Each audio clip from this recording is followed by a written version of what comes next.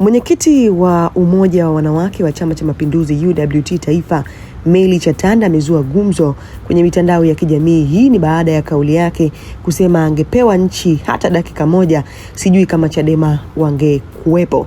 Chatanda aliyazungumza hayo Jumatatu Mei 18, 2026 wakati akizungumza kwenye mkutano wa kampeni za kumnadi mgombea ubunge wa CCM katika jimbo la Isimani, Emmanuel Mtafiti Kolo, uliofanyika katika kijiji cha Migoli mkoani Iringa. Katika hotuba yake, kiongozi huyo aligusia matukio ya ghasia yaliyotokea wakati wa uchaguzi mkuu wa Oktoba 29, 2025 ambapo alilaani vikali uharibifu wa mali na upotevu wa maisha ya wananchi uliosababishwa na kile alichokiita mipango ya watu wachache waliotumika.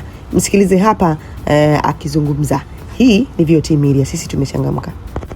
Mliona inawezekana nyinyi huko haikuwapitia labda huku Migoli, lakini maeneo waliofikiwa kwenye uchaguzi ule wa tarehe 29 hawana hamu. Hicho kilichotokea, hawana hamu. Hatufurahi, lakini tunasikitika kwa sababu wako ndugu zetu ambao walipoteza maisha kutokana na watu wachache ambao waliandaa mipango na mikakati yao ya kuiharibu Tanzania. Matokeo yake watu wakapata madhara makubwa. Chama chetu kikapata madhara, baadhi ya majengo yalichomwa moto,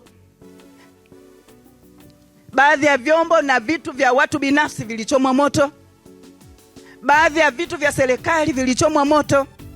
Hasa ukiangalia hiyo ni siasa ya aina gani?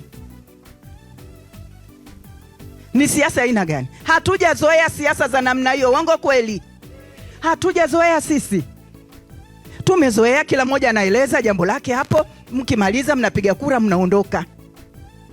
Aliyepatikana hewala tunasubiriana tena miaka 5.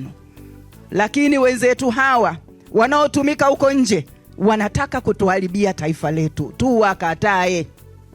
Haya tunayozungumza hapa kwamba tumchague Mtafiti Kolo, kama hakuna amani uchaguzi utakuwepo? Maana nimeshawasikia eti wanasema wao wanataka kufanya maandamano kwa ajili ya kumtoa Tundu Lissu.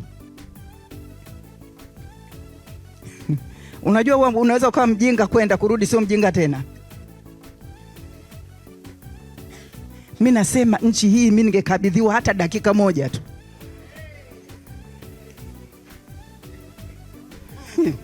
Yaani angenikabidhi Mama Samia asema kaa hapa dakika moja, sijui kama wale watu wangekuwepo. Sisi moyo wamemkuta ndugu yetu mpendwa Dr. Samia mpole, mnyenyekevu, msikivu. Mara anawasikiliza wakisema hivi, amewasikiliza. Mara amewafungulia walikuwa jela, mara ameenda kunywa nao vichai kule Ikulu, alafu wanarudi tena wanamtukana. Mimi singeweza. Babangu aliniza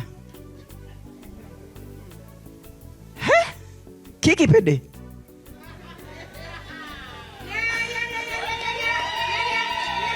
CCM oye!